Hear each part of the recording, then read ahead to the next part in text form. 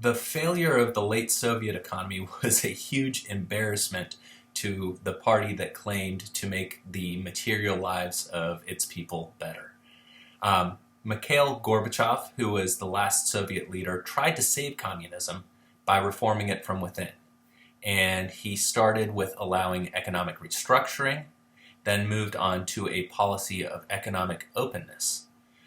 The problem with this is Russian farmers were unwilling to engage in economic ventures like the Chinese counterparts had, and Gorbachev is not very successful in recruiting any type of outside economic support.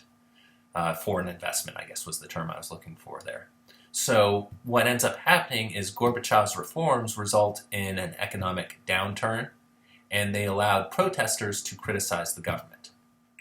To make matters worse, lots of regional minorities demanded autonomy or independence from what they saw as Russian, not communist domination.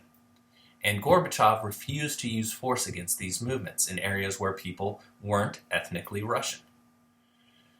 In this kind of context, 1989 becomes known as more or less a miracle year, where after the crushing of the student movement in China, a series of protests and revolts toppled Eastern European communism in the space of just a few weeks in what's known as the Velvet Revolutions.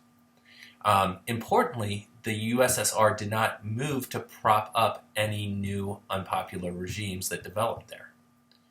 In 1991, as protests grew, as a coup fails, the USSR peacefully voted itself out of existence. This is December of 1991. And suddenly, the first communist state no longer existed. The party became inconsequential. And you get now Russia and 14 other independent states. So that brings us to the end of communism. What we will do from here is kind of think about, again, comparing decolonization and communism in class, and we'll work towards thinking about a paper which I will introduce in class.